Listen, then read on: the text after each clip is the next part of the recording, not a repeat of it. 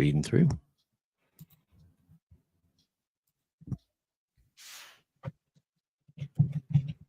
There we We're go. live now. Are we We live? are live now. Yeah, we are live.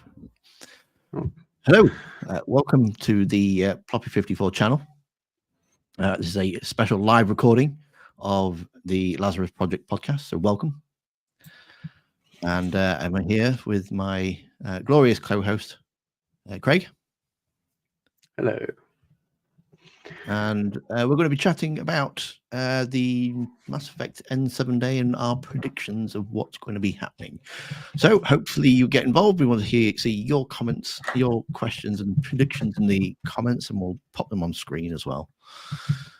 So yeah, welcome to the channel. If you haven't done, do all the YouTube jazz. If you're new to the channel, make sure you hit the subscribe button, like button, all that YouTube jazz. And so, yeah, I'll hand over to Craig to do our podcast intro, because you'll be able to listen to this on the podcast as well. Hello. Hang on. Is that your posh voice, is it? Yeah, that's my posh voice. Welcome to the Lazarus Project podcast. This is episode... Wow, what are we on now? What are we on now? I thought we were doing away with the episode numbers, aren't we? Oh, are we? Okay. Okay. Welcome to the Lazarus Project podcast, a Mass Effect podcast discussing its characters, lore, theory, and opinion. The podcast is recorded live in the Ploppy 54 Gaming Discord server. Come join us there to listen to the raw, unedited version, usually. All the details you need can be found in the show notes. My name is Craig, and joining me today is Tim. Hello. In this episode, we are going to be giving our predictions for N7 Day and perhaps taking a look at a previous hint at what will be coming. Stuff. And 7Kate's here. Hey, how you doing? Make sure that you go check out her channel. She's got loads of fantastic videos on there. And if you're free, Kate, and you want to jump in, then you're more than welcome to jump on the call onto the chat as well, and we'll share your thoughts. And we've also got the Giant Burger. What's up, fellas? And Hollywood Guy's here as well. Hello, Hollywood Guy.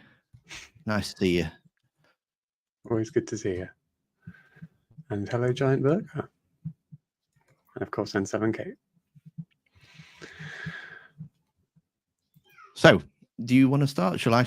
To be honest with you, I had a thought about N7 Day, and I was like struggling to come up with some ideas of what I think might actually be on there, because I think it's a bit too early in development for trailers and that. I mean, we did get that Liara one, didn't we? We got that Liara teaser a couple of years ago now. Yes, that wasn't last year, was it? No, it wasn't even N7 Day where they released it either. It was it was the Game Awards, I think. I think it was the Game Awards. I mean, someone can correct me if they know specifically, but I don't know. I think it was, or it could have just been the Dragon Age trailer that was during that. But yeah, I don't think they released that trailer during N7 Day. So if you wanted to. I'm thinking maybe if we started with predictions and then kind of edged into what we kind of more want to happen rather than what we predict. Like in an ideal world, what we would want. Yeah, that'd be good. Just double checking, because is there any echo on this? Because I probably should have my headphones on, really. I'm not hearing any echo. Just let me know if the sound's okay. And Kate's just going to listen tonight. That's fine. Yeah, that's no problem. And the sounds good. Fabulous. Thank you. Last year's footage was the hidden soundbite. Yeah, I quite enjoyed that, to be honest. I played around with the sound. And I fast forwarded it and I rewind it and I kind of reversed it. And then by the end of it, I must have spent a good like 2 hours on it. And I still haven't got a clue what it was. I give up at the end.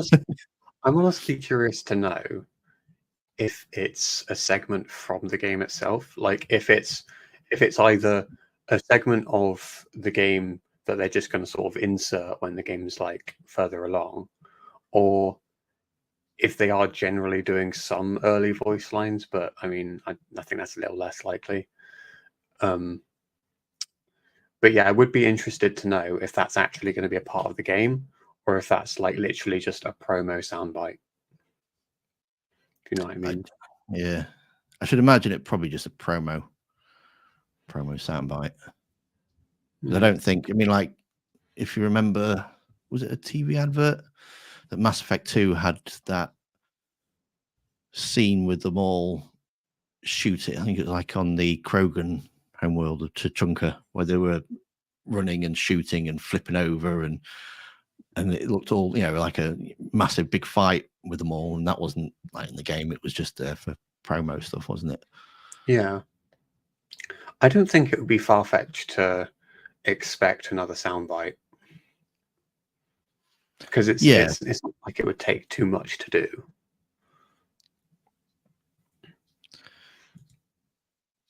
Giant Burger says, I'd like to hear some of the OST and see a glimpse of a weapon or two snuck into something.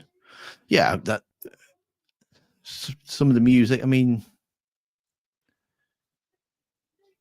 it's probably a bit too early for that as well. I think more along the lines of what you're saying, Craig, is it's going to be more of like a soundbite and more, because they've kind of built it up now, haven't they, with the mystery of the Geth. Because if you think about it as well, it would also be a little bit strange if they just did another poster, because it's kind of basically what you were saying. You know, they've built it up, so it would be strange to kind of scale it down to being a poster again. Yeah, I agree with that. But do you imagine like a worst case scenario where we're just going to get out of the way right now? Do you imagine a worst case scenario where we get absolutely nothing? I think it's possible, to be honest. Everyone's all excited about it and that, but I mean, like last year, there wasn't a great deal. But maybe from a PR standpoint, it would look pretty bad if they didn't. Yeah. You know, if I was in the, I don't know if they've got a PR department, but if they've got a PR department, if you look at like that announcement that they did about how many layoffs there are, you'd want to instill some faith, wouldn't you? Yeah, it was on, I think it was Mass Effect news Twitter feed, highlighted that they were advertising for a lead programmer for the Austin branch to work on Dragon Age and Mass Effect. So they're still hiring for Dragon Age. For Dragon Age, though. Dragon Age. Dragon Age is but Dragon Age is supposedly playable. Yeah, it's supposedly playable from start to finish. So that just doesn't sit right with me.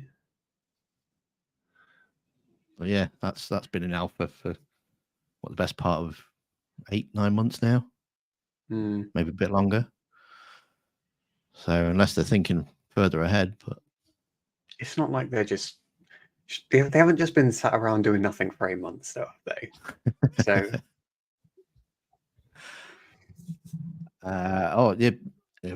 let's see some more concept art for locations. That I think is a very big possibility, actually.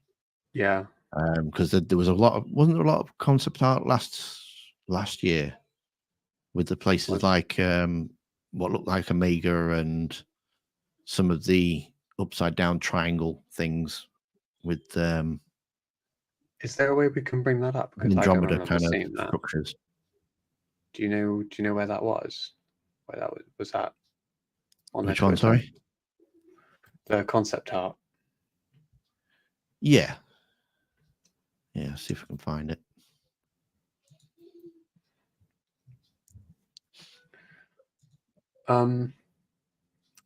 What about how does everyone feel about a title? Do you think there's any chance of a title? No. No. I suppose No. the real thing is, I mean, yeah, we don't really know how far along in writing they are or were. But even if they're not finished with the writing, if they have the idea and they're desperate enough to get something out for people, but I mean, I would be more worried if they didn't have like an idea for what it was going to be, for what the game was going to be. There's I say Dragon Age again. Not only just received its Dreadwolf title, wasn't it? That was what, about a year ago. Yeah, that's true. So,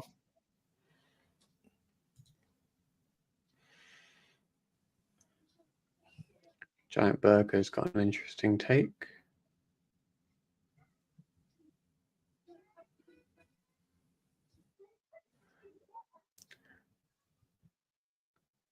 Can I bring that up on screen? yeah. It was odd footage because it was clearly Ilium, but there were Omega logos on the sign from the bar in Andromeda on the buildings. Huh. It was clearly Ilium, but there were Omega logos. That's unusual. When you say the bar in Andromeda, though, do you mean the bar that was on board the Nexus? Because, I mean, this is maybe a little bit far-fetched, and I mean, I say a little bit, it is far-fetched, but they say about like going back to the Milky Way, and I kind of at least want some closure on Andromeda, and it would be kind of interesting if they found a way to bring the Nexus back to the Milky Way somehow, or bring some of the characters back to the Milky Way. I don't know why or how they would go there, but I'm not sure. Why would they want to bring it back though? You mean why would they want to bring Andromeda characters back? Do you mean like bringing the characters back from Andromeda back into? Yeah, just to kind of offer some kind of closure, but I suppose from a storytelling standpoint, that's a hard thing to justify. Yeah. Have you found it? No. Oh. I've found it, but I don't quite know how to share it on the screen. Oh, here we go. Oh, there was also the one of if I stick this up on screen. There was that one, wasn't there? The relay, which looked like a human design relay, like a Cerberus kind of logo colors. But didn't Gamble? He said that because Shinobi on Twitter had said that this looks like a human. He had a prediction about it, and Gamble had replied to him saying, "No, you're wrong with that." Well, hopefully it wasn't the. Hopefully they didn't say, "Oh, it's a relay," because I mean, it's got to be a relay, hasn't it? Yeah. What else is on there? That's the one I was thinking of. The upside down. Is it upside down? See, I thought the whole picture might have been upside down, and that they kind of presented it to trick you. But I'm not overly sure on that one. Do you see them bringing shipbuilding and new team character screen? I mean, I personally would really like to see a new team character screen. I mean, it would be nice to see some kind of like middle ground, I think. I mean, the thing with that screen is it does feel a little bit gamey, and I think with how like immersive games are becoming like over the years now, like I think you need a way to pick your characters but also not break the immersion too much. So I don't know if there's a way they can create some kind of cutscene where characters step up or something and you choose them from there. Like in real time rather than just have something pop up. You know what I mean? Just have like a blue background and you pick between these characters who are just not moving or anything. Yeah. Like, yeah. But I do think there is really something to having like you wouldn't I just feel like you might take it as that relay is just a new relay that they've built because of the relays being destroyed. But we've seen the original relays being fixed. So that new relay, that's got to be for a specific purpose. That was it, wasn't it? I think I'm pretty sure he said something like Mass Relay 7 or something, and he said, no, you're wrong on what the MR7 stands for. I still think the R stands for relay. I could have sworn Mu relay is something, isn't it? Is there a Mu relay? Or am I making that word up? Mu. The Mu Relay, that's where you travel to, wasn't it? In the original Mass Effect. That's the one that got lost. Okay. What was that about it being lost? Was that in a side mission? No, that was the one that took you to damn, I can't even remember the name of the planet. Yeah. Sorry, yeah, no, I know, yeah. So but it couldn't mean Mu relay.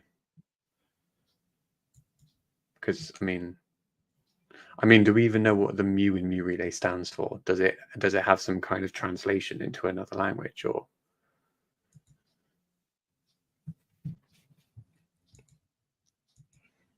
Because if it's Mu relay 7, then whatever Mu means if we have a definition.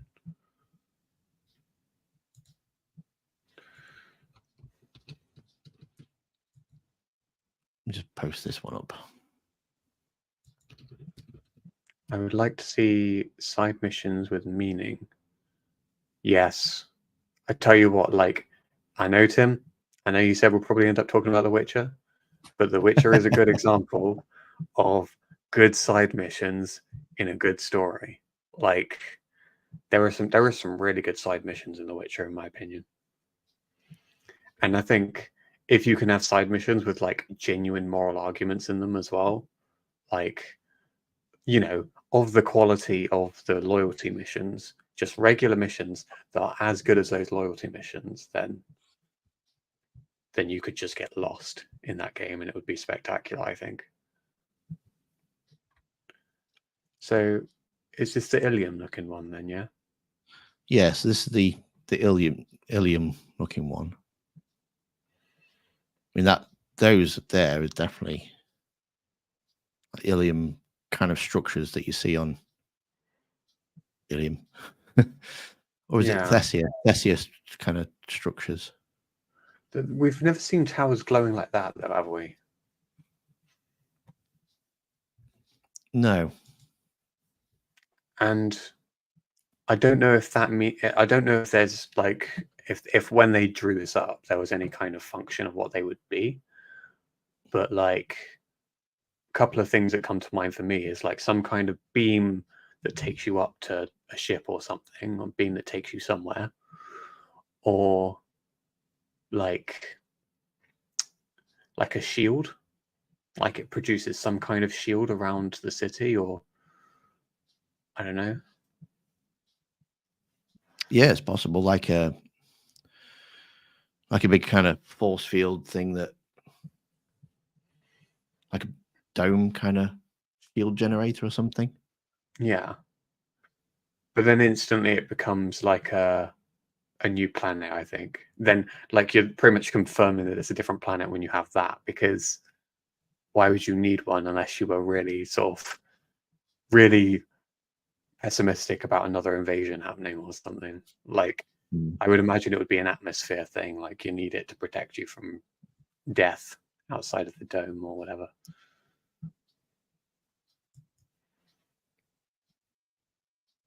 That's I mean, clearly, yeah, that's Thessia. yeah.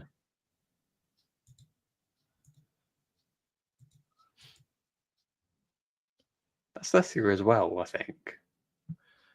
Yeah, I think all those were. Yeah, it's possible that all those are Thessia, then, isn't it? Hmm. Sorry, I'm kind of going a bit off topic now, aren't we? Is this genuine? The So older stuff. those are genuinely from the new game, are they?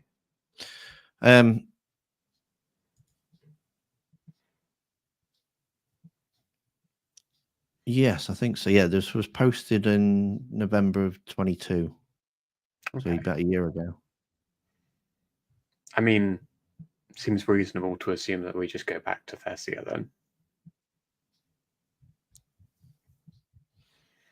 Weren't they supposed to be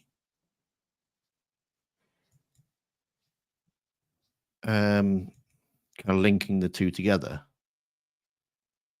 What, you mean linking the Andromeda Galaxy?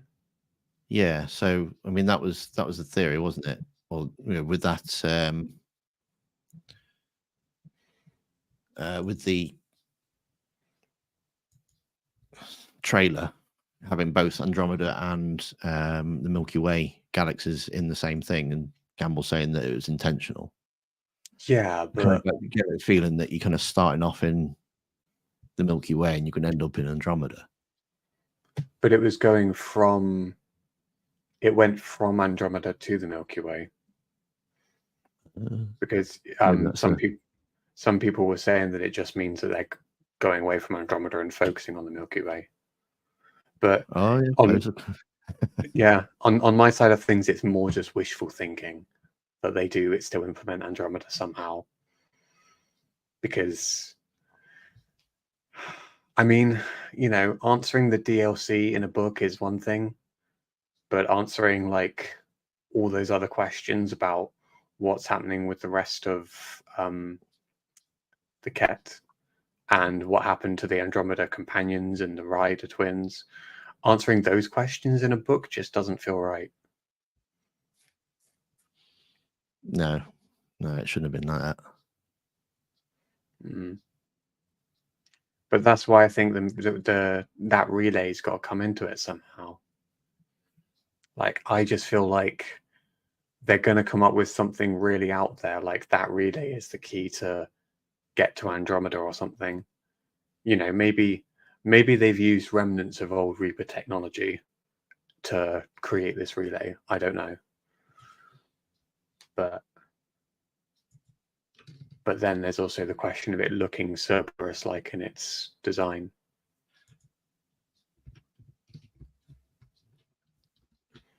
But because that was another thing, people were suspicious, or at least they were theorizing that it looked Cerberus-like because it was kind of yellow and white, and then you're kind of wondering if Cerberus are the villains in that scenario, or if they're just kind of, I don't know. I think it would be quite interesting to bring Cerberus back, but have them turn over a new leaf. You mean like be the Alliance's poster child, kind of new? Well, yeah, maybe. Or so if on like N7 Day they dropped a teaser trailer that had maybe just like the Cerberus logo pop up or something like that, how would that make you feel? I don't know if that would make me think, oh yeah, this is definitely true, but like it would because it's a bold assumption to make. Like, if Cerberus is coming back, the first thing you would think is they're coming back as a villain, right?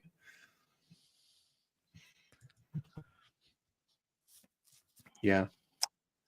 Hollywood Guy says, introduce a new species, and will Cerberus be the villain, or will it be the Leviathan? I don't think it'd be the Leviathan. I think they're far too much like the Reapers. Yeah. It'd be just a repeat of the same. But at the same time, they're a villain that makes the most sense. As much as you hate to say it, they're a villain that makes the most sense. And what if, right, like you, I don't know how you would feel about this, but what if there was some kind of mystery, right, where the Alliance was starting to behave like Cerberus? They were doing the kind of things that Cerberus would do. And you have no idea why, but then you find, this is going to sound a lot like Mass Effect 1 now, but it turns out they're being affected by Leviathan. And then you're essentially fighting your allies whilst trying to solve this mystery or get to Leviathan. I don't know. Because obviously it does just sound like Saren, but you're being very quiet, Tim. Well, I mean, technically, they were. I mean, wasn't Admiral Kahuko kind of doing some shady work anyway, wasn't he, for the Alliance? I don't think they've been squeaky clean their entire time anyway. No, they haven't. Carla's here. Nice to see you. Make sure you go, anybody that's watching, make sure you go check out Carla's channel. Absolutely fantastic Mass Effect videos that she's got on there. The latest one was a big timeline, I think she did on that. So, yeah, make sure you check that out. And again, Carla, if you want to jump on, you can more than welcome to come join us and share your thoughts for N7 Day, what your predictions might be. I do kind of, I completely see where you're coming from, Kate, to be honest. Like, Cerberus isn't the Reapers by any means. It's going to have to be a downgrade from the Reapers, though, isn't it? Really? Yeah. I think the biggest problem with the villain in Andromeda is they were just trying too hard to do something that was better than the Reapers. Like, I know you still didn't get to the end of Andromeda yet, Tim, but they did something at the end that was like, I am working on it. They did something at the end that was like, right, I'm going to be this powerful, and it was like, you're just trying to be worse than the Reapers, and we're not buying it.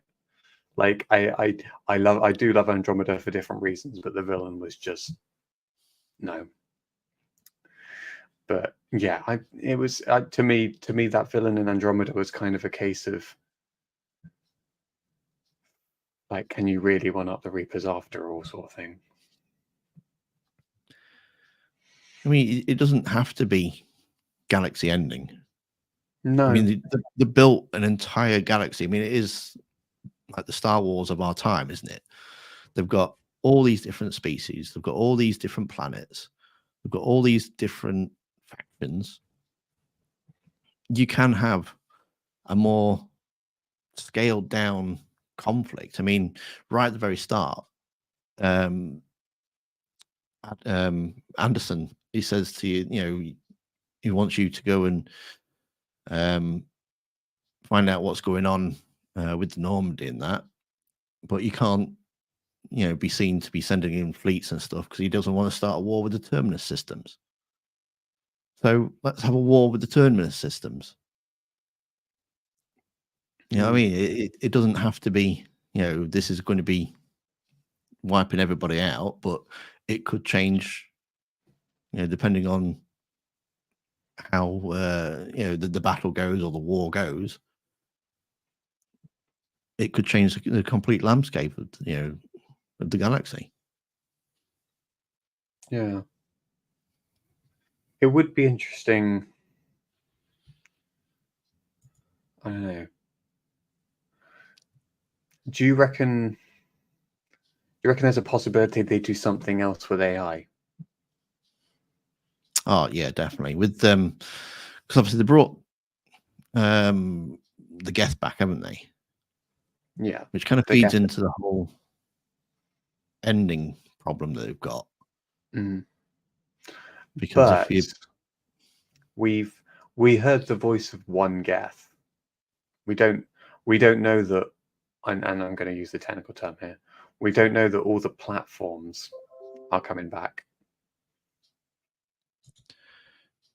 Yeah, I suppose. I mean, on that poster, the word "dead Geth," wasn't there? And the crater was designed to look like a Geth, so they're going to have a big part in it, I think. Although that one Geth being alive does confirm that the network is still around, the Geth network.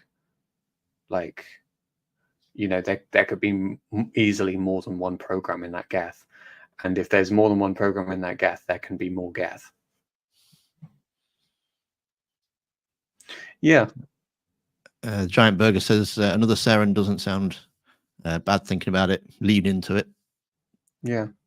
I mean, if you're gonna make a new game, and I'm gonna reference Doctor Who here just to annoy Tim because he hasn't seen it, but Doctor Who is basically making a comeback by leaning into its past. They're leaning into when Doctor Who became, big again. When it made its big comeback in the early 2000s, they had the David Tennant come into it, and well, they had a different actor before, but David Tennant really popularized it, and then he went away, and now they're bringing him back because Doctor Who's kind of going through a bit of it was going through a very long rough patch. But leaning into that nostalgia isn't the worst thing in the world if you then use it to open doors to something new. Like you say, okay, we're going somewhere different, but we're gonna reassure you. We're gonna start with something familiar, so it doesn't just make you uneasy as soon as you delve into it, because people are going to be like, they're going to be cautious. They're going to be like, I can't think of the word. They're going to be Wary. Yeah, they are going to be wary. They're just because of what happened with Andromeda. And, whilst I do like Andromeda, not everyone does. I mean, enough people didn't. Carl says if they do another trilogy, expect this game will be more subtle introduction to everything, the smaller threat, rebuilding the galaxy, kind of like Saren in Mass Effect 1. I don't think they'll do another trilogy. I think the Shepard story is going to be a kind of a one-off, because wasn't Andromeda supposed to be the start of a new trilogy? But because of the reception, they shelved it, and then obviously all those plot points didn't get answered. I suppose that's a very interesting question. So I don't think they're going to put themselves in that position again. I think it's going to be just a singular story. But as a business, do you really want to do that? Do you really want to not keep? I mean, maybe there's a way that they could do it where the story does have enough finality to it, but you've got little things that could lead into whatever the sequel is if it's successful and well received enough to warrant a sequel. Like you have something about maybe if it's just a side mission, or if it's just a few missions where you've got, I don't know, tensions rising with Batarians, and and then in the next game it's a war with the Batarians. That's just an example, but you kind of slightly leave doors open, but you don't do the whole end credit scene thing, where you say this is what's coming and leave questions unanswered. I mean, I suppose that's what they've kind of did with the trilogy, but the overall story, I mean, you're looking like 5 years to tell the story, aren't you? I think I don't really believe that Mass Effect 1 was. I don't think it could have really just been the one game. No, because it literally ended with Shepard saying the Reapers are coming. It's a pretty major thing to just leave it on. I see what you're coming from, but I think they should go down the Dragon Age route, if I'm honest. where each game is its own story, but then you've got like the world. Yeah. You build the world up around it, so you can have through threads of events and things that happen, but each game is its own distinctive story. I suppose there would be no harm if your character doesn't die. You could still import your character, and they could still, you could still have your trilogy-esque adventure, but they wouldn't actually relate to each other, sort of thing. Yeah, and I really do. I love the idea of just doing a different protagonist in every story, and just because in Dragon Age as well, they also kind of separated each game by either time or by just location. Like with Origins, it was Ferelden. I hate that we're going into Dragon Age like we said we would. we had Ferelden during the Blight, and then we had Kirkwall, which was over in the Free Marches. Yeah, that was way far away from Ferelden. And then we had another time jump, which separated Inquisition. So you could say that there are consequences to this, that, and the other, and have everyone's choice matter, but you could also ignore certain things that were too major, so you're not limited by how you can tell the story. If that makes sense. Like that would be a way to approach it with Mass Effect. Go to a different location or a far off reach of the galaxy, further away in the Milky Way, and have another character going on another journey and doing something completely different. Like, that could be a way to do it. And I don't think bringing Shepard back is the way to do it as well. I think it's a safer way of doing it, so that you don't get halfway through a storyline and then your funding's cut. Yeah. And so, the story never gets finished. You end up like a Half-Life 3 situation or something. I heard the same thing happen with Deus Ex. Never actually made it far with Deus Ex, but Kate disagrees. Mass Effect special because it's continual storyline decisions that carry over. I'd like to see another trilogy personally, but yes, depends on the A sport. But then you kind of we all hate that. We all hate that which ending of Mass Effect 3 is, that whole what is canon debate, though. There was such a major decision, I think you can still have that because you have your own personal story, but it's the more having one game feed into a second game is fine because you can have your decisions and your permutations and stuff. But then when you've got 3 games, you've got decisions from the first game carried into the second, carried into the third.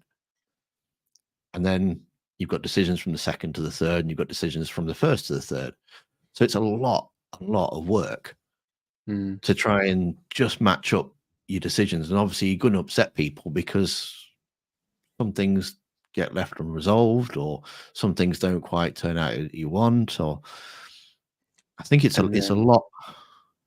It's a lot for the developers rather than just focusing on the one game like Witchers or Baldur's Gate 3, where you can have a decision and then a few hours later you can have the payoff to that decision in the same game, rather than having to match it up 3 games later, sort of thing.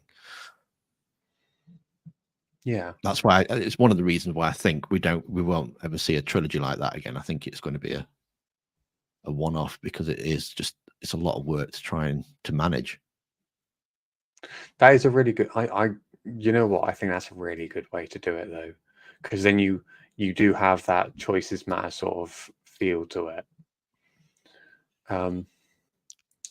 But just the fact that you've got to if you make any game that does continue from Mass Effect 3, you're already tied down by literally every character could be dead.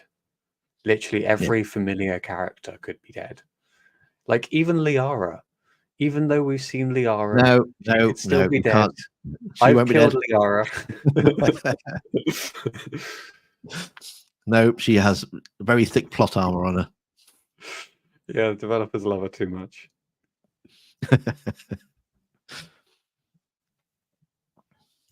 The Carla says that I do hope Mass Effect doesn't become a Dragon Age clone with its game structure.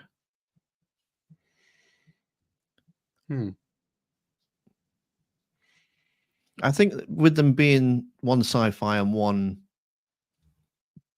high fantasy, hero fantasy, I think they are two. They're separated quite well in the game world. I don't see why you couldn't have the Mass Effect universe and everything that goes on in with it, and not have to have that single one story that it just tells that one story in that universe and that's it. You can't have separate stories in separate games, but staying within the galaxy in that. I would like to pose a question then, because this just made me think. That comment kind of made me think, because of obviously, Dragon Age structure is to do a different protagonist in every game. Out of everyone in the chat, who would like to see Shepard come back? That's what I want to know. Giant Burger has a very good example of and another problem that they've got as well. Tatunka comes to mind. The number of scenes you can get out of the genophage cure was insane. It must have taken forever, which also feeds into the next Mass Effect game. Because did you cure it? Did you not? Are you going to have millions of Krogan in the galaxy now? Are they going to be extinct? How are they going to? But it's not that one. It's not that difficult, Tim. You just, first of all, you don't go to Tatunka, and you just, because not all the Krogan in the universe are dead. Because in that scenario where you sabotage the genophage cure, most of them think that it's been cured. And whilst there may be some tensions or some speculation about it not having worked, you could just have that as part of a plot point. Like there's tension with the Krogan because of what you did, but they're not sure if you actually did sabotage it or if anyone did sabotage it. They just know that there's something wrong, and they're not like the brightest, race in the universe. And you just have that as like your consequence. You're not on as good terms with the Krogan because they think something might be wrong, but they're not sure. And then you have that continuation, and there's enough Krogan in the universe to still have Krogan show up if it's been sabotaged. But then aren't you going to upset the people that have cured it and wanted to see little baby Krogans? Well, then you have little things on the side, like you add an extra side mission where you have to rescue a baby Krogan, or you have to, I don't know. I'm just spitballing here. I've got some answers to your question. Giant Burger, hands up, because they want him back. Okay. Carla says, I don't think they'll bring him back, Shepard, but I want it even if it's not realistic. Okay. Other guy wants Shepard back. Oh, okay. Kate says, I think if they bring Shepard or the OG cast, it'll be not as playable characters. It'll be more of a mentor role, similar to what they did with Hawk in Dragon Age Inquisition. See, as much as I'm not a fan of bringing him or her back, but bringing Shepard back as a mentor, to me, does sound like a good way to do it if you are going to do it. Because then, I don't know, I do like what they did with Hawk in Inquisition. And also that whole situation where Hawk could die as well. I'm not saying you bring Shepard back just so they would die again, because that would just be even more ridiculous. And then what happens? Like, if we're bringing Cerberus back, we do another Lazarus project, and then it's a vicious circle. If they're going to bring somebody back to mentor, it's got to be Garrus. It's got to be Garrus. Unless he's dead. Of any polls that I've ever done, Garrus has always come out on top. as he's dead. I'm surprised that he didn't have Plotaro on the amount of love that he gets. Another character who died and came back, basically. Like, he got mowed down by that gunship.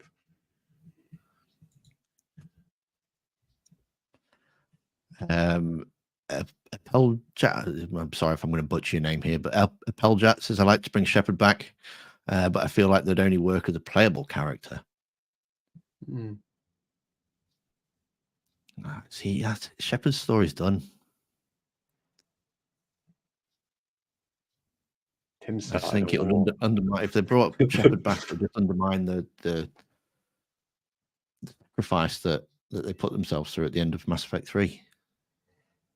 It's like, okay, there's a new threat now. I'll dust myself off. Right, come on, off we go. Oh man, Shepard dying as the Easter egg. That's just so hilarious. Like, after the whole dying and coming back thing, just dying for the sake of an Easter egg. Love it. But okay, another question then is: does anyone think characters? Oh, hang on, Hollywood guy's saying something about Andromeda anyway. Oh, sorry, I just popped this one up from Carla. I don't see the doing another Hawk situation because it wasn't well received. There's a ton of criticism about Hawk not being their Hawk. I imagine that Shepard would be worse. But do you not think that maybe their systems have changed? Because I mean, Inquisition. When did we say that came out? Like 2017, wasn't it? I could have sworn it was earlier than that. Because I thought it was 2013, and then I found out it was 2015. No, 17 was Andromeda, wasn't it? No, 16 was Andromeda. Oh, I don't know. Maybe it was 2014 then. Yeah. Inquisition. Yeah. 2014. Yes, it's been 10 years since. So I'm just saying, what if they had developed a system, or if they could develop a system where it would be able to transfer, all of the dialogue choices, or just your renegade / paragon meter or whatever, and make your character dictated by that, like your voice lines or Shepard's voice lines as a non-playable character would be dependent on how renegade or how paragon you are, because then it would, because actually by the sounds of it, from just saying it doesn't sound like that should be a hard thing to do. I mean, in terms of the extra voice lines, sure, but And in regards to the Hawk situation, though, I thought, isn't that just because they moved from Unreal to Frostbite, so everything didn't quite look the same? I really like talking Inquisition.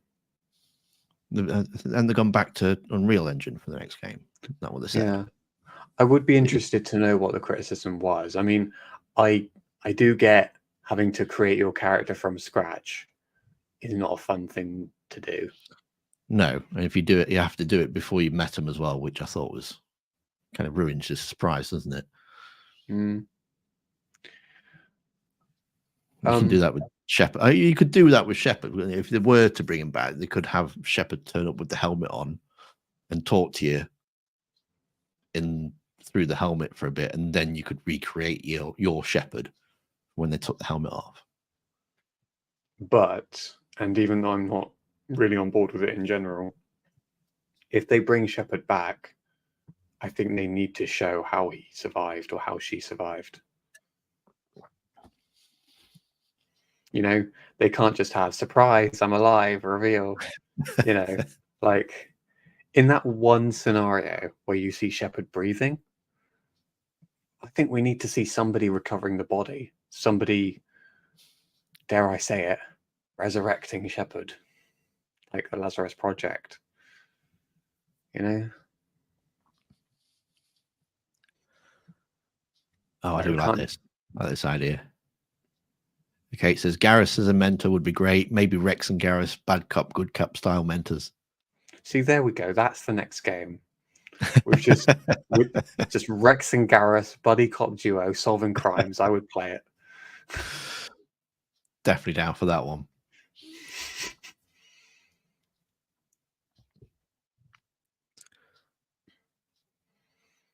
certainly having the Mass Effect Legendary Edition now on PC, Xbox Series X, and PS5. They've made it easier to carry over characters. Yeah. Yeah. And also, I mean, as much as it's not really heavily used, like Tim, you said that Mass Effect's got its own version for the Dragon Age Keep. Yeah, it's the archives, which I didn't think it got a lot of like coverage. The Keep. Forget game make that movie. Yeah. Sorry. You pop on the screen if you see him. Oh, I'm sorry. It's because sometimes you want to put up your own ones. So I don't want to, I want to pick up the spotlight. But if you're going to do buddy cop like crime, it's got to be a TV show. Buddy cop crime TV show. And then what you do is you add Tim's A-Team intro that he created.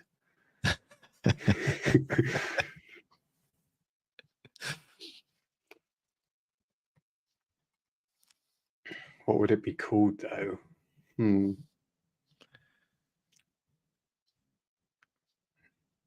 Stories from the Citadel? I don't know. It would take some thinking. Anyone's got any cool names, feel free to throw them out there. A Blasto 80s style action movie.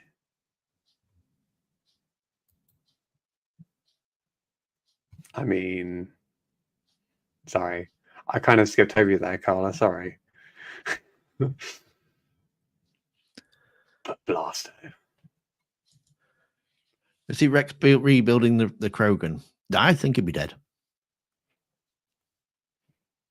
I think, like Gareth says, that he needs to be watching his food. I think that would, even if he's getting all the clans together, I don't. I think there's enough bad blood there that somebody would have taken him out. Yeah, they're not kind of the forgive and forget kind of race, are they? They're not going to be happy with. I think it would be a huge sin, though, to after making the effort to keep Rex alive, to then just have Rex get killed anyway. Off screen. That would be worse. But probably for the safest bet is to just avoid Rex, I think, unfortunately. Unless you just have Reeve step in for everything. But Reeve is not going to do the same stuff as Rex. There we go. Hollywood guy says the Krogan will be the villains. I think you've got it onto a point there, to be fair. Yeah. If you do you're it. Yeah. I could so see that. Like, what was it, 1,000 babes, 1,000 babies they can have a year? Is it a year or a month? I don't know. It's a ridiculous amount though. But that's an idea that works if you cure them and if you sabotage them. If you sabotage them, a whole lot more of them are going to hate you, and I'm pretty sure all of the Krogan won't be on your side. But if you cure them, you've got some, I think, that would still want to start a war, but then I think you would have some that don't. I do feel some sympathy and some hope for some of them. But in the DLC, the Citadel DLC, Shepard asks Rex, he goes, "Oh, what are you doing here?" He goes, "Oh, I'm just butting heads with the council about living space." That's exactly how the rebellion started. That's exactly how they've kind of set that up perfectly. You've cured them; they're already getting cross with the council about. You're being a bit space prejudice there, Tim, though, because the humans butt heads with the council all the time. Shepard butts heads with the council all the time. Doesn't mean the humans can't reproduce Krogans on the scale that well, they can't reproduce Krogans anyway. But they can't reproduce babies on the scale that Krogans can. Oh, who knows? Next Mass Effect, maybe you can roam as a Krogan. But I mean, if you think about it logically, they've done the Geth. They were the enemy in the first game, weren't they? And then you had the collectors for the second game. And then you had Cerberus for the third game. So that you're going to need some cannon fodder. You're going to need somebody to shoot. And I can't see him going back to any one of those three that they've already done. I'm not sure I approve of you calling Krogan cannon fodder, Tim.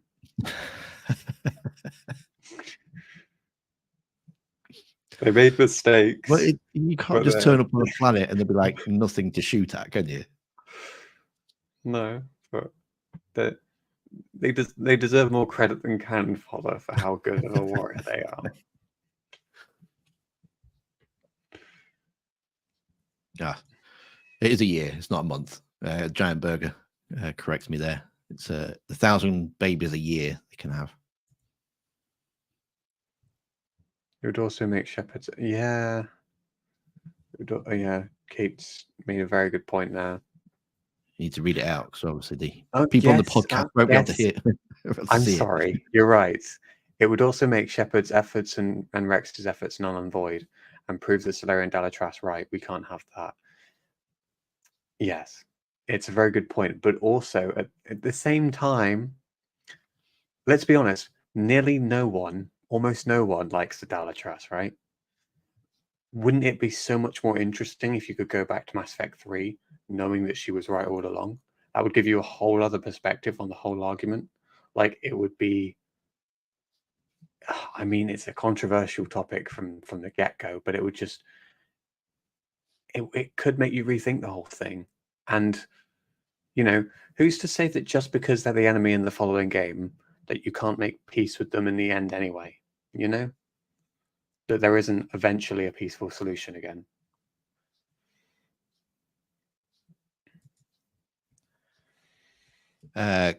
Carla's come up with an interesting question.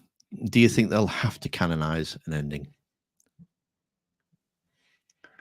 See, I know for me, I know it'll upset people, but I think that they do. I think they're going to have to pick one because I'd hate to see them do a Deus Ex situation, whereas in Deus Ex 2, they said I think it's 3 endings from the original game. They said all 3 endings happened. And then they kind of made some kind of wishy-washy way of kind of saying, yes, you reprogrammed. I can't remember what the endings were now. There was like 3 different endings. I haven't played it yet, so. Oh, right, okay. Well, 3 different endings to it. And yeah, the Deus Ex 2 said, yeah, all 3 ending it. It's just a bit silly. I think one of the ways around it is that you set it so far in the future that none of the original cast there, or maybe you still got like Liara and Rex, who know exactly what happened, but the people of that time that are in the future, that they don't know what happened, and it's all legends. Some people said that, you know, the Shepherd made everybody, you know, synthesized everybody, and some people say no, Shepherd, you know, the Shepherd took control of the Reapers and saved the Earth that way, and no, you know, and it's all lost in legends sort of thing. So nobody really knows what happened apart from like Liara and Rex, and they won't say because reasons. Good reason. Yeah, but yeah, there's only like a handful of people that know the truth, sort of thing. What exactly happened with synthesis then? Did everyone just randomly devolve? Like, did we sort of, you know, sort of the equivalent of, you know, not evolving, going back down to being, because we were these overlord synthetic organic beings in synthesis. You know, we were a combination of, I don't know what I'm saying, we. I mean, like the human race was a combination of synthesis and organic. How do you go from that to just being organic again? Because they have green eyes and everything. You can literally see that everyone's changed. So yeah, but that's in the you know, that's in the immediate, isn't it? I mean, if like I say, you set it so far in the future, maybe you do 600-700 years in the future, evolution's kicked in or something, and as the generations have moved on, less and less of those green eyes and electric circuit arm things, they've kind of diminished, so you look human again. And then obviously, depending on your choices in the game, they're quite good at doing those questions at the very start, kind of set your game world up. It could be that if you what ending did you choose, sort of thing. And if you chose synthesis, then you get, I don't know, a techie bonus or something. I feel like it had such an evolutionary difference there that it deserves more than just, you get a tech power bonus. You get extra damage on your Inferno thingy, whatever it is. When you go to use your arm or something, you go to use a button or something, your arm kind of goes blue, green for a split second. It's like one of Glyph's pointless upgrades. You get a 2% increase. Worth it.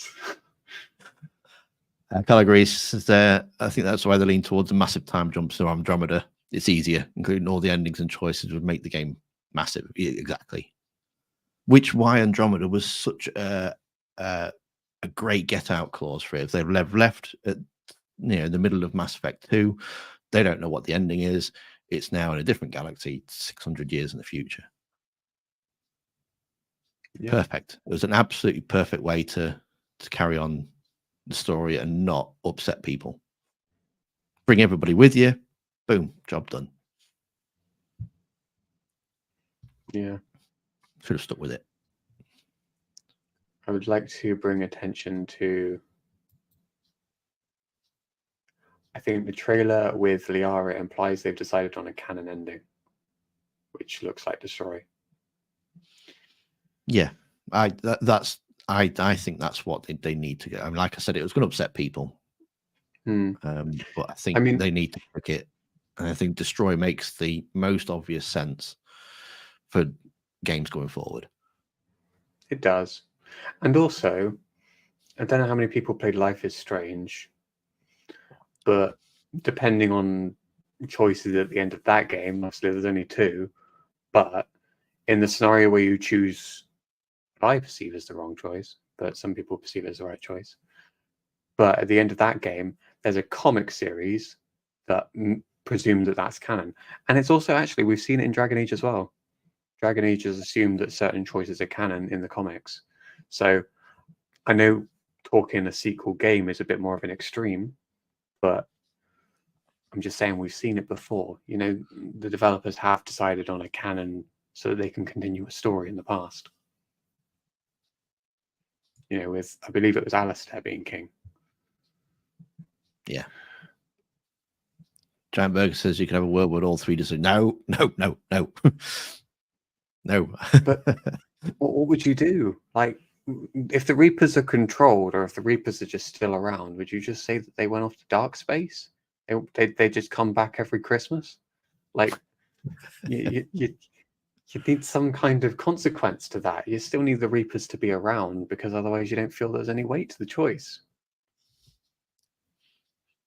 Maybe could do an end. Kate says maybe they could do an Avengers Endgame where someone is trying to stop or kill Shepard, and you're set back to save him. Time. Oh no! See, time travel.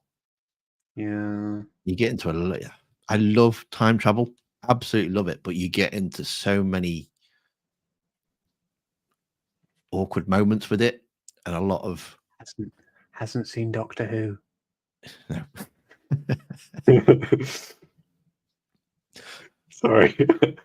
But yeah, there's so many paradoxes can be done with time travel. I actually thought I have thought of doing a Doctor Who, starting a Doctor Who run. Oh yes, you have to. I'm in the middle of the Star Trek run at the minute. Yeah, I've never watched all that, so I've started with that, going through that. Sorry, I have to say, I'm nerding out now. Sorry, Carla. I agree. I feel that kind of What do you agree with? oversaturation. I agree with all of it. Podcast people. Podcast people. Yes, I'm reading it. Don't worry, Tim. I don't want time travel, multiverses, or wormholes personally. Carla, I couldn't agree with you more, because Marvel just kind of, I think, it's oversaturated that. And I just don't think people care so much about multiverses at the moment anymore, because it's just all too large scale, I think. And I think it's the same thing with Mass Effect, like we've been saying. And we just need to downscale it more, I think. That's just me personally. Maybe there's a world, there's a multiverse world that hasn't got onto the trend of multiverses. Oh, sorry, Kate. Kate says I was only joking with time travel. Wasn't a serious suggestion. Why not? Why don't we just have anyone who's seen Endgame? We just have Scott's van in space, and then they travel through that. A flying van in space to help them time travel.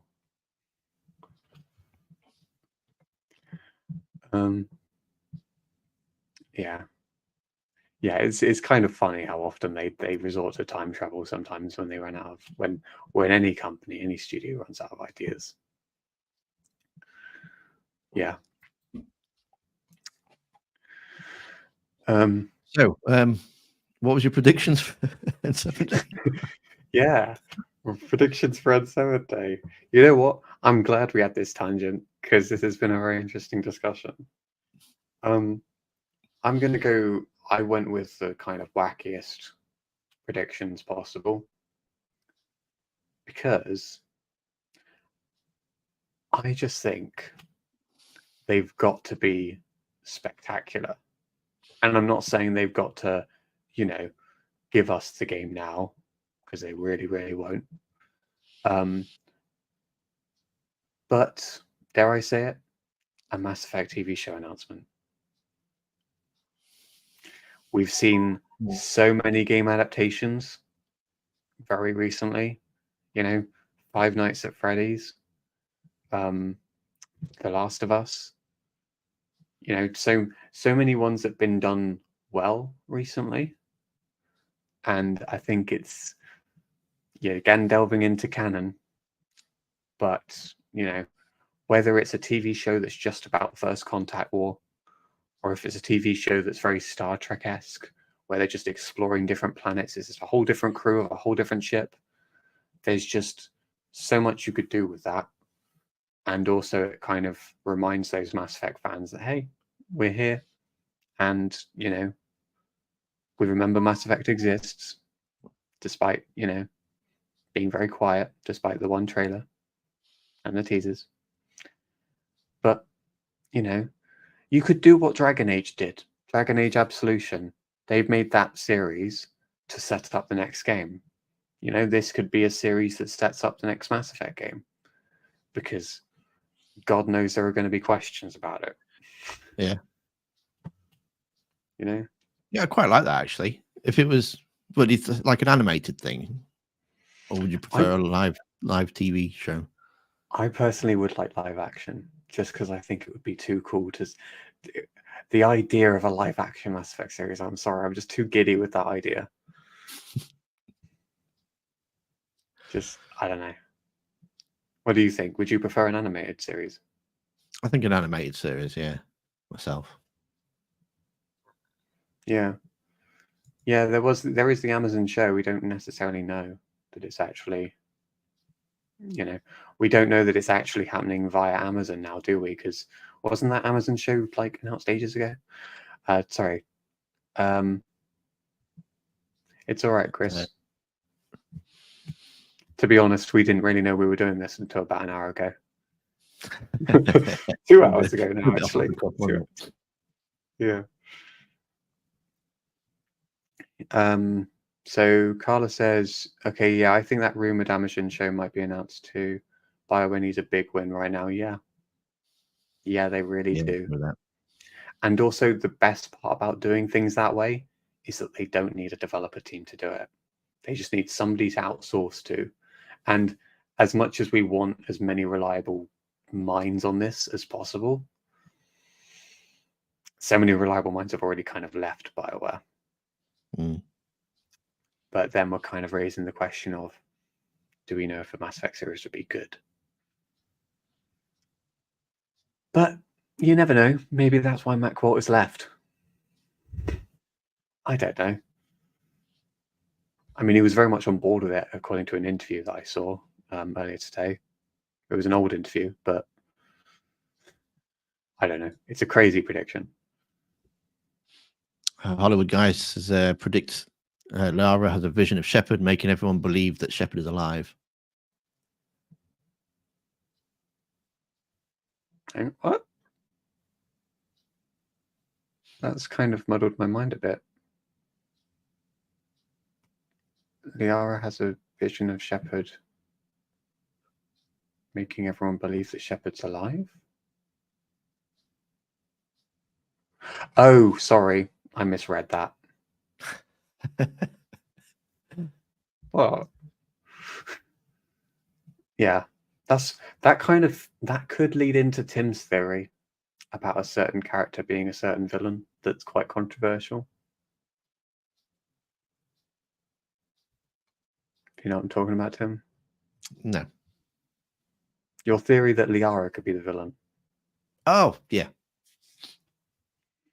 Yeah. I mean, yeah, they won't do it.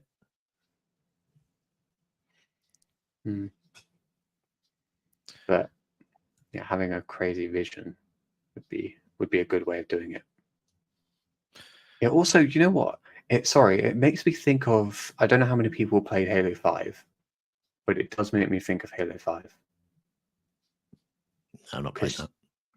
Well, I know a lot of people don't like Halo 5, and I don't like Halo 5, but Chief had a vision about Cortana, and then kind of it led him on this whole journey. Anyway, you want to read this one, Tim? Carlos says, I would definitely see a series like The Expanse, or I'd like an animated or a live action, but I think live action show would make aliens look weird as hell.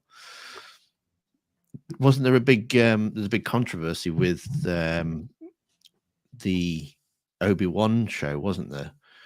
Because the head Inquisitor, the Grand Inquisitor looked nothing like the comics, did they? And people were really angry about that. Well, he didn't look anything like the series version. Oh, the series, the animated series, yeah. But that wasn't the only problem with the Obi-Wan series. There was way more than just that one problem. Like, yes, the aliens might look a little weird as hell, but to be perfectly honest, I would like to see modern day CGI attempt a Krogan. Like, seeing a gruff, realistic looking Krogan, I just think that would look awesome. That's just me, but I think it could look awesome. Giant Burger agrees. Says that live action would be a bit like cosplay. We don't know until we see it. No, we don't know until we see it. If we see it.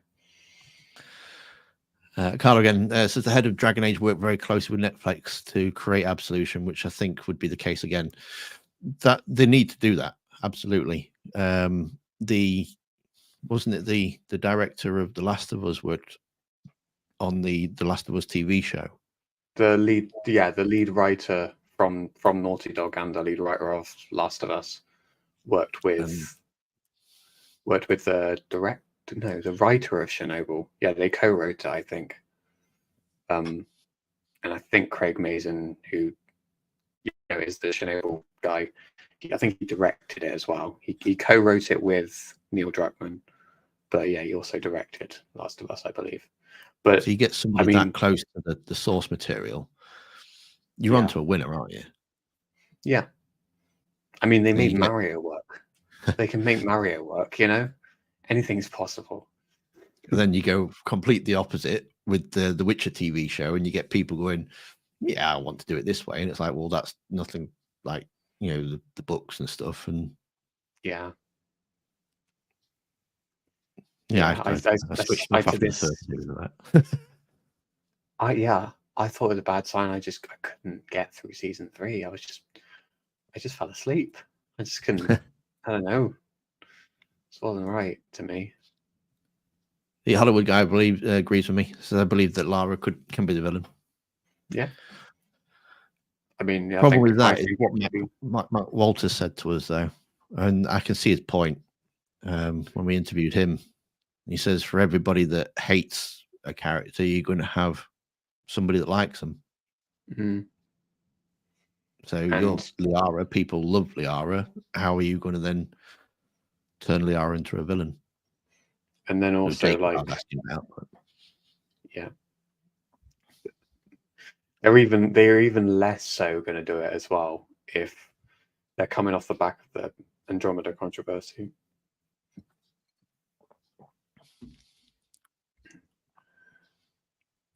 Yeah, Chris, I have, yeah, but there is a difference between a cosplay and CGI though, and as much as everyone can make the argument, and I too could vouch for it, that practical is usually better than CGI, but when it comes to Krogan and it comes to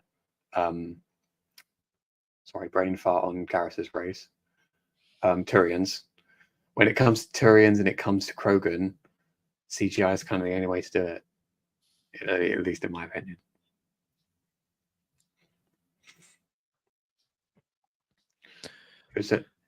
That was literally what I was talking about, Chris. That's literally what I meant. It would certainly be interesting, but didn't that happen in Halo? Cortana turned evil. See, I read it that time, Tim. But yeah, that was what I was trying to say. Like they did something like that because he literally had a vision. He had a vision of Cortana chased after her, and Cortana was evil. That's all right. I think we've all had a long day.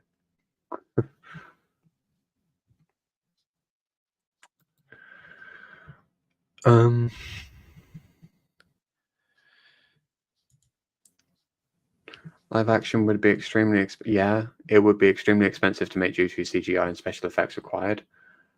But yeah, it would look sweet. And how different would it be to the budget of, say, Game of Thrones? Like, that show's kind of proven that, money's no object if you can get the viewership. It's a big risk. I think it is a risk because I don't know the numbers from Dragon Age Absolution, but I know I have a few personal friends who played Dragon Age who didn't bother with the show. So are you going to be sure that every Mass Effect fan is going to watch a TV show? Because, we're gamers, aren't we? We don't all watch stuff and play games. So it's a gamble. See, that's the problem. The problem I've had with like the Resident Evil adaptations and stuff, because if you think about it, you're appealing to the gamers because they love the game, but you've also got to make it available for non-gamers to get into. Yeah. But then, do you retell a story that's already been told because that's what drew the gamers in the first place? Or do you do something new? But then, well, the thing is,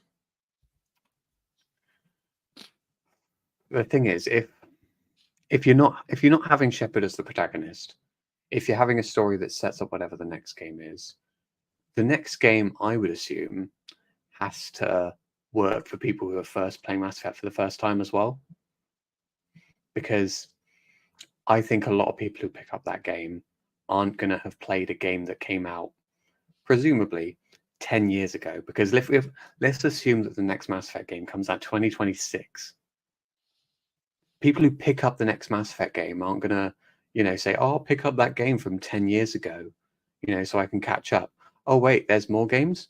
Oh, those more games came out 10 years before that?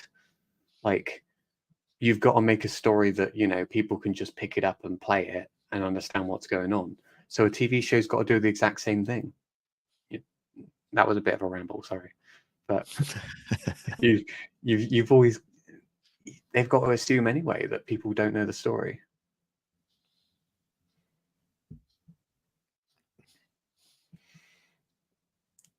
And I think there are, I can't think of any examples off the top of my head, but there are, I think, examples of shows that have done that, or movies or something that have done that. You know, you have existing source material, but you don't have to have seen that existing source material. Carlos says games marketings are like 75% geared towards new fans and 25% towards returning fans. A show like that, show would be like that for sure. Yeah. And I think if you think about Mass Effect 1, we weren't thrown into Mass Effect 1 during the First Contact War. We weren't thrown into Mass Effect 1 during the Geth-Quarian War, the Geth-Quarian conflict.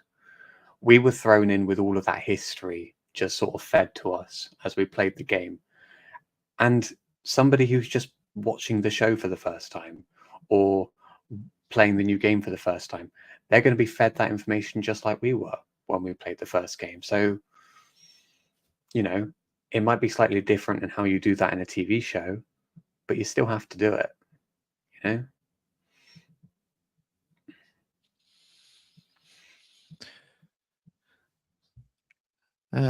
Okay. Time to wrap this up. I still had some more. Oh, did you? I still had some more predictions. I thought we were just going off topic. And to be fair, the TV show thing could be the next time we sit down and have a chat. We could re-go over. I know we've done a podcast on it, but we could do another live episode about a TV show and when would you like set and that sort of stuff and get people's opinion on that way. Yeah. But if you do want to wrap up soon, can I just go through my list? Yeah, yeah, sure. I can be very quick if you want to wrap up soon. I thought we were just kind of going off of topic and a bit of a ramble, so I thought we were. New Mass Effect comic series. Bit more likely. I think it's. I don't think it would be. I think it's too early for that. Okay, but still possible.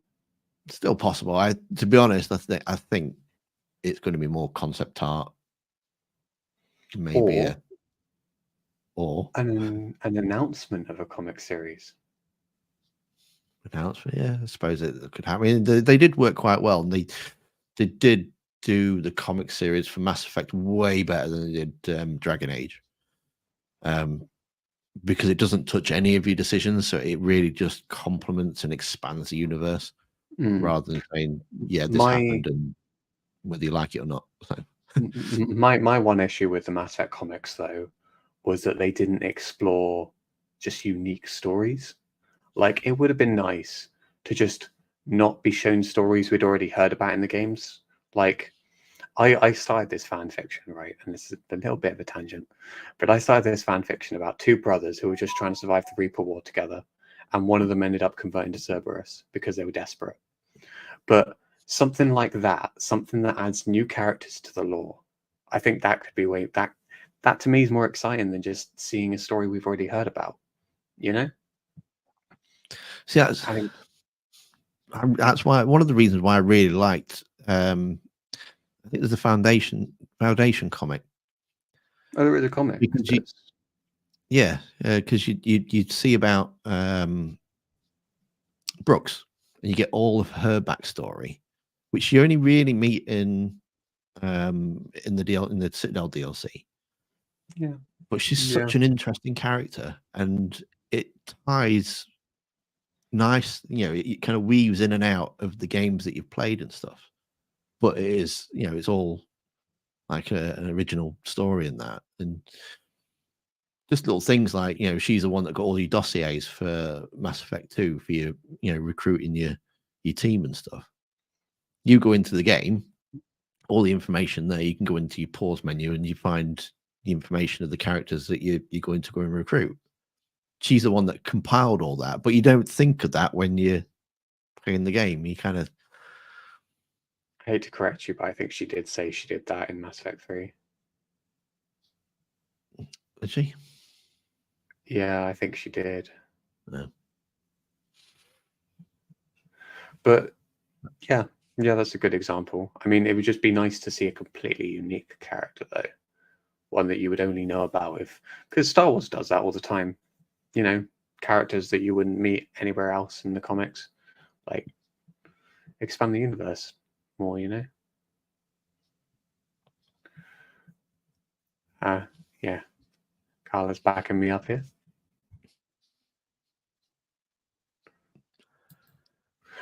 But yeah, okay. Do you want to hear the next one? Yeah.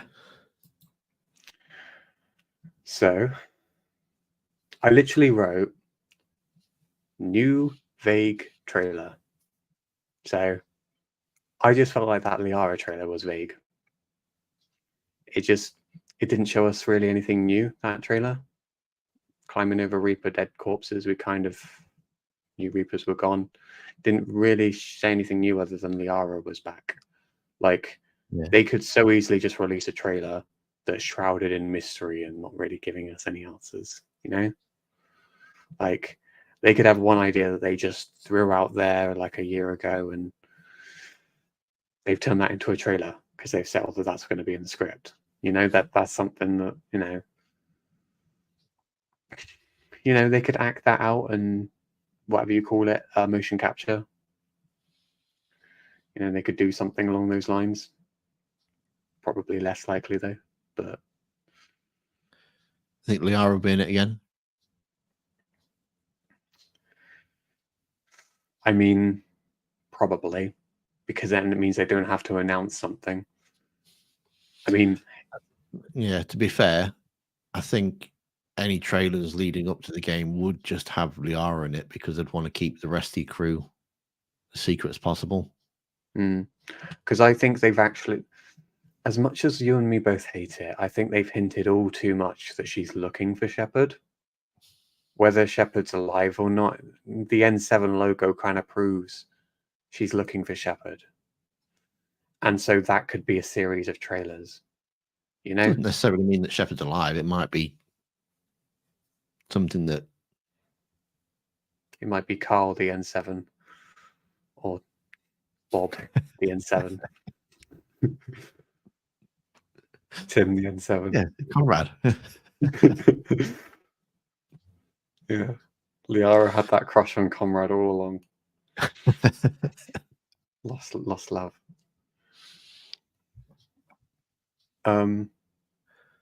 New book series. Again, I think it's too early for it. Okay. I think last one. My opinion, but you might be, you might be completely right. But yeah, I mean,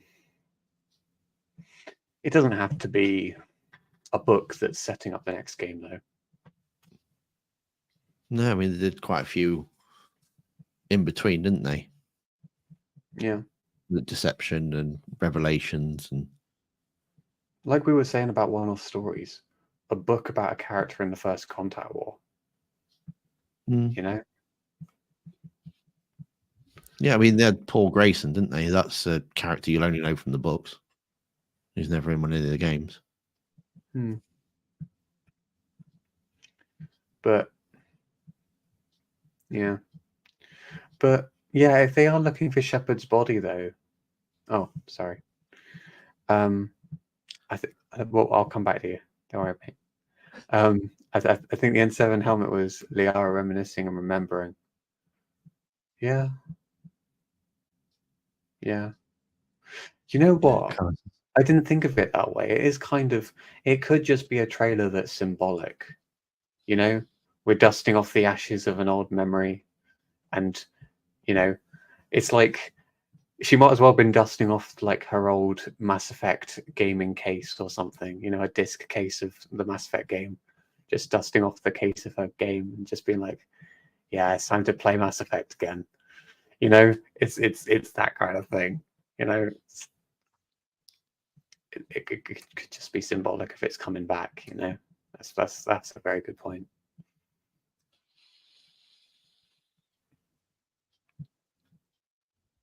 Did I read that out? I should have. Did I? Yeah, you did. Okay. Hollywood Guy says, Tim, would you hate it if Shepard comes back? Yes, I would. Yeah. I think his or her story is done. And the galaxy is big enough now to tell other stories. There's a room there. There's plenty of room there for a new hero to rise.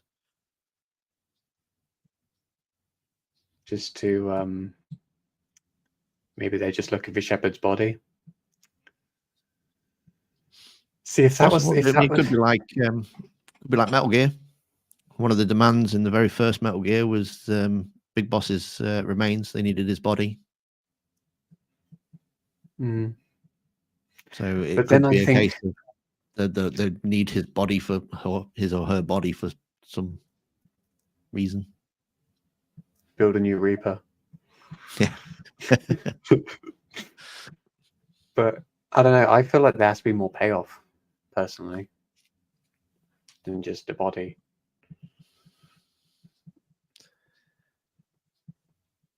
But yeah, Carla says a smile on her face, on Liara's face in the trailer. It feels more like good memories. Glad I found this. Not aha, I found something.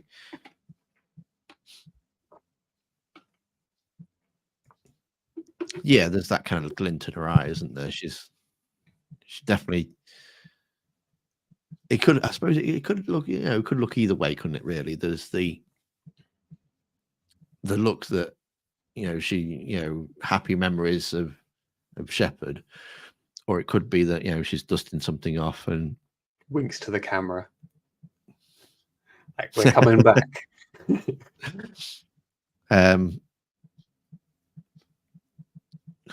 Yeah, I suppose. I mean, it could be that she's in the right place, and whatever she's looking for, she knows that she must be close because of what she's just found. Which then takes you back to I mean, it might even be something like she needs something from the original Normandy, because that crash landed on an ice planet, didn't it? And you can actually find your helmet if you go there in Mass Effect 2's DLC. You can actually find your helmet there, which then you put as display on your in your cabin. So it might be something that she needs from that original Normandy.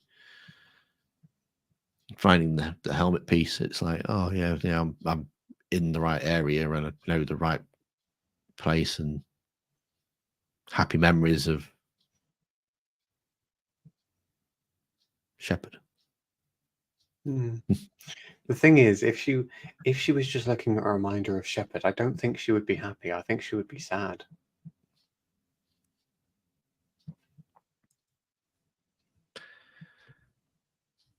But Carla points out another very good point. It could mean anything at this point of year.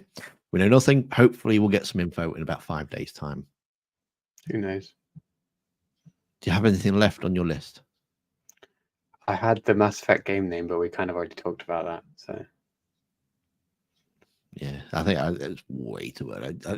What was it? The Dragon Age one? I mean, that was almost in alpha before they named it, didn't they? I don't know what they were calling it before. Was it just Dragon Age 4? Yeah. I mean, people were just calling it Dragon Age 4. It? The Joplin or something. That was one of them, wasn't it? I don't know. Yeah, I think the name is going to come way later. That. So. But in terms of if you had to give 3 that you think were the most likely to happen, things we've talked about, 3 things that they could release that you think would be likely. Concept art, probably a very short teaser, something with, again, just Liara, given like a cryptic clue. Yeah. probably talking about something that's happened, or her internal monologue or something about a decision she's got to make or something like that, to give you kind of that suspense feeling. There's like, well, what does she mean? You know, it's something, maybe something like, this is something that I have to do, or if I don't do this now, you know, the entire galaxy could be at risk, or just something like that, very small, but you know, it gets you talking, and like, what is she talking about? What is she having to do? What kind of sacrifices you're going to have to make? Yeah. Get the conversation moving, that sort of thing. And probably like another developer blog or something, where they talk about maybe like a couple of the developer interviews or something for the website, where they give you like updates of where they're up to, and again, nothing concrete, but just say, look, you know, we are working on it, and you know, we've just we're on like, you know, developing our third new planet for you to explore, and that sort of thing.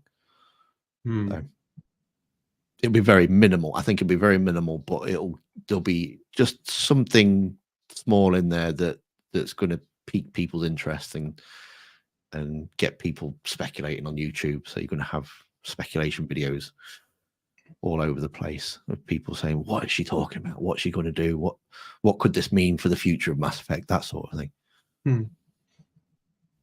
What about you? What were your top 3 things? My top 3, probably another soundbite,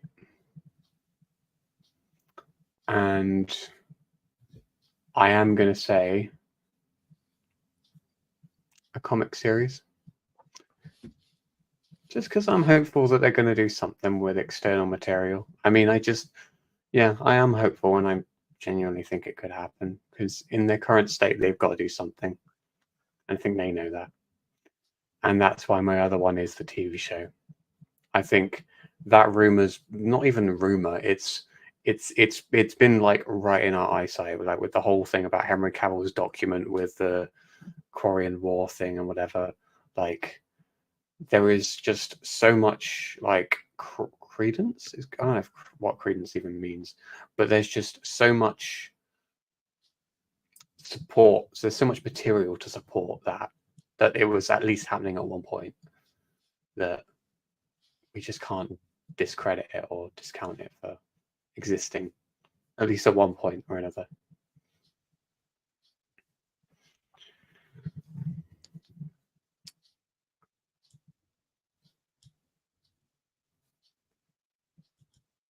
And this, I think, it's definitely something they should do. And Kate says maybe they should announce the Mass Effect 3 multiplayer coming to the Legendary Edition. Not very likely, though. Do you know what? I would really like if those horrible, frustrating issues we've been having with multiplayer, where we can't invite each other, was because this whole time they were hoodwinking us and they were just preparing to move things over. Wouldn't that be nice if our suffering was actually for a well, apparently they have fixed the invite thing. So okay, yeah, never mind. Might try it out. I suppose I could have only hoped, but I don't know. It's a small thing, though. It doesn't seem like something that should take that much effort to do, to put into Legendary Edition. You know, you wouldn't have thought so, but no. It's more work and they're not going to get any payoff for it. People aren't going to pay for it, and they're not going to maintain servers and stuff like that. So there's no return on it, is there? Or maybe just releasing it as a separate, just sort of free-to-play game, like Fortnite or something. And then, because then what you could do is you could still monetize it and say you can buy packs with this, but you can also do what you always do. And then maybe they get some money on the side as well to help support them. Like, I don't know. But again, we're going off on a bit of a tangent there. So I think we will wrap it up there for this evening. but I've enjoyed this. Just chatting with you guys in the chat, chatting with you, Craig, as well. I think we should do some more of these. Yeah. Pick if you've got ideas for topics for us, then yeah, make sure you pop it down in the chat or in the comments, and we'll just kick back, relax. I mean, we're going for like an hour and 40 minutes now, so. Everyone feel free to tweet me though when one of my predictions ends up being right. So.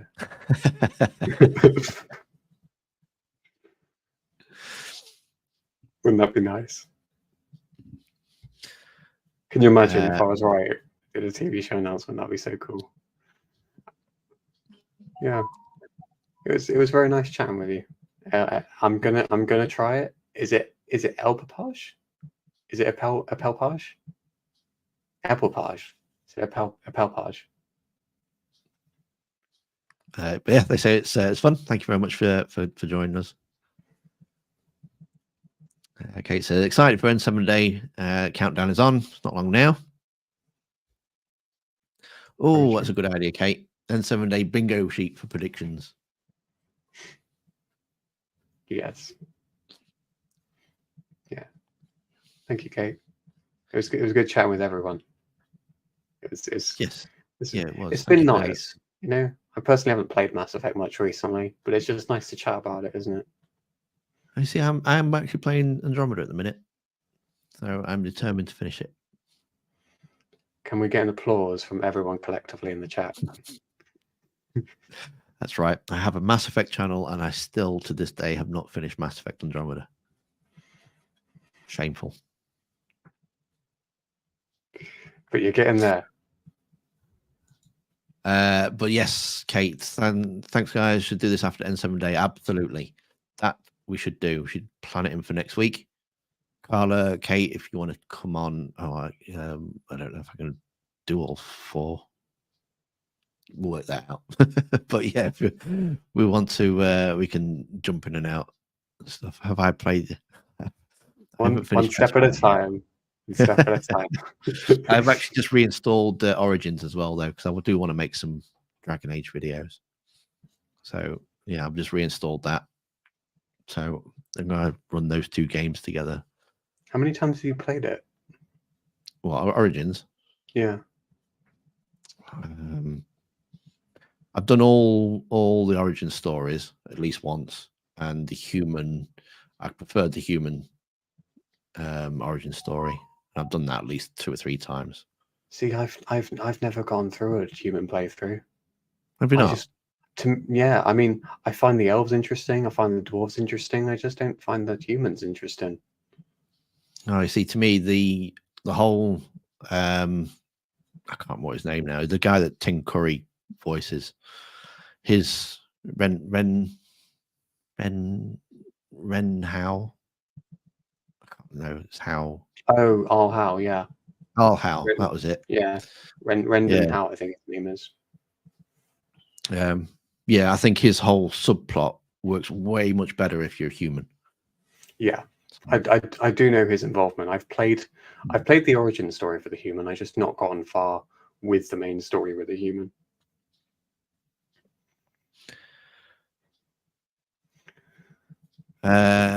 So Kate, yeah, up for a chat afterwards. Cards up for chocolate. Fabulous. Yeah, we'll get something planned in because I should imagine it's going to be interesting. And whatever they put out on N7 Day, it's going to be interesting. We're going to have stuff to talk about. Oh yeah, it'd be very disappointing if they don't. Yeah. Yeah. And I think somebody mentioned it earlier in the chat. Actually, I think the cast and crew are doing a reunion, another reunion thing that they do. Oh, that's awesome. So love that. Yeah, we live streamed, I should imagine. So we can have a chat about that if you watch it as well. Yeah. And Hollywood Guy has a suggestion for the next chat. Could be Dark Energy. If it will be in the new game, might not be, but would be quite cool. Yeah, possibly. Could do. Okay. So we'll be back on Saturday for some Mass Effect 3 multiplayer. You'll be there this weekend? I'll have to check that, but I think so. So, but yeah, be this Saturday. So hope to see you then. And big thank you to everyone in the chat for coming and hanging out with us and chatting with us. It's been absolutely fantastic. Thank you to Craig for the chat. It's been a pleasure. And we'll say goodbye to a few people in the chat while I find the button. Do that kind of awkward waving if you want. We'll say goodbye to Elpaj. Again, sorry if I butchered your name. Elpaj. Thank you, Kate. Thank you, Hollywood Guy.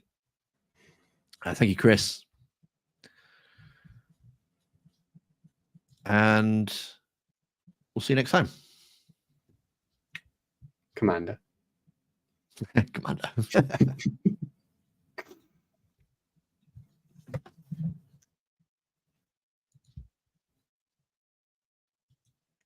Don't know if we want to do an end bit for the podcast as well, or